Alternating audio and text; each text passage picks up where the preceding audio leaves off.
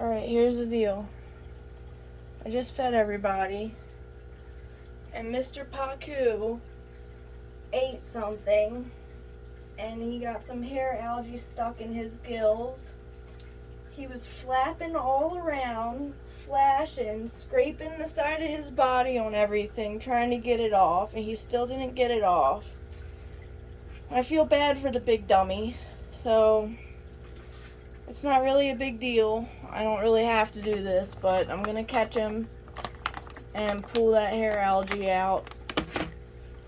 We'll see how that goes. Because Mr. Paku's a big dum-dum. A big dummy dum-dum.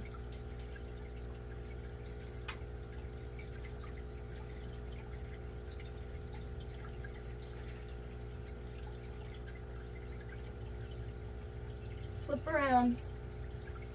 Flip around, buddy. I think you got it out, actually. Flip around, Mr. Paku. Oh, he got it out. Look how big he's getting. Alright, okay.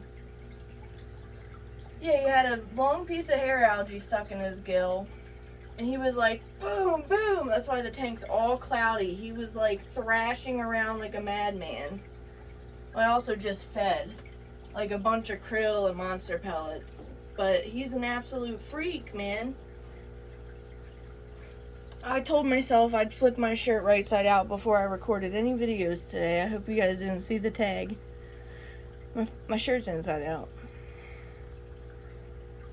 But, yeah, I guess while we're here, we can, talk about the 150 gallon for a minute. I had some questions from one of my biggest fans asking me how the Undergravel filter works and the sump and everything. So I'll take you down below and show you what's going on. Okay. So this is where the fish room started, you guys. After I built this, I was like, wow, this is really fun. I want a whole room full of fish. And I went crazy. So if you look inside here, you can see like there's padding and sound insulation and everything. Because when I said I wanted to put a fish tank down here in our spare bedroom, Mr. ADHD expressed that he didn't want a loud, gurgling, bubbling, smelly fish tank in a bedroom, in our guest bedroom, because he didn't want our guests to be disturbed. So it was very important for me that I insulate in here and soundproof it, so when the door is closed, it's pretty quiet. Alright, watch out, Binks. I gotta go and explain stuff. Watch out, buddy. Okay. This pipe right here, water is coming into this pipe from the aquarium. There is a union here and a ball valve. If I turn that, this will turn off and water will stop coming into the sump. That pipe is a part of the Undergravel filter. So let's go on this side. That pipe is also part of the Undergravel filter. This pipe is the return, and it has a check valve, goes that way. This pump here on the right pumps water up. Baby bangs.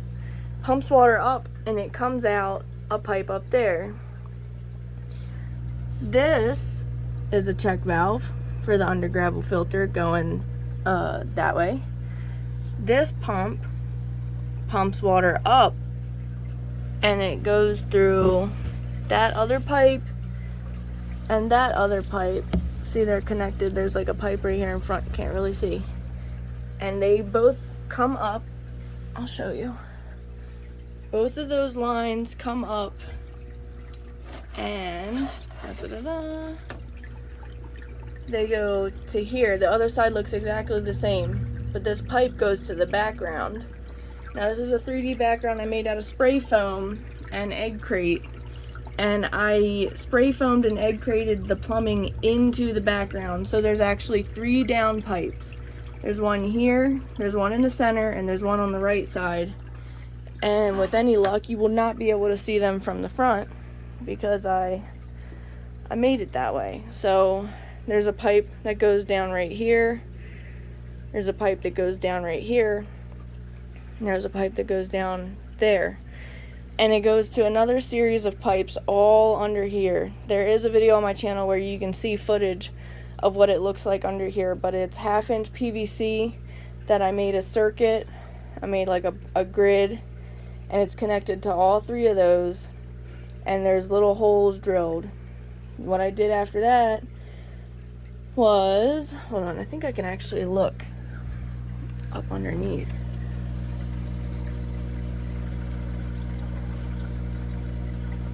Can't even really see what's going on. Can you see some of the PVC? What's on the other side underneath? Can't really see it. So what this is I capped it with sand, and then there's potting soil, like actual dirt, and then sand again, and then my gravel. And I just pushed the sand and the dirt back a little bit so I could put the gravel here down in front. So all of this is substrate and the Undergravel filter. And when I tested this, I put some food coloring right here in the sump and only turned on that one pump, and I watched all the food coloring come up through the substrate to test it after I put the gravel in. Now I had tested it beforehand, and when I first hooked up the pump, you can see in that video that the pump pulses the water like this, like woof, woof, woof, woof. And it's a DC pump, so I can control how fast or slow it goes. And I was going after Dr. Kevin Novak's Anoxic Plenum filtration model that he preaches. It wasn't until after the fact that I spoke with some other pretty big fish keepers in our hobby that I realized it was a little bit of extra effort for very little return. I haven't really noticed a difference between this and my other planted tank. I have a 75 gallon that's been planted with dirt for 5-6 years now, as far as like water parameters and anything like that. So I don't know, I probably did all that extra work for nothing, but I know Undergravel filters are good. But now I decided to keep monster fish in here. This was a big huge community tank with mollies and guppies and everything like that, and then I changed my mind. And now I have Oscars, and these plants are gonna have to come out. The dirt's gonna have to come out. They're gonna make a mess. One day I'm gonna come down here.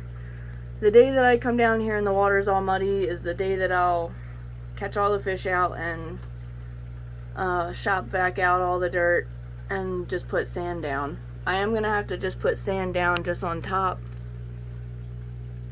because I have a bisher in here now and they're not supposed to be on gravel. Thinks it's okay. I might just do that all in one day. I might not wait for it to get all muddy.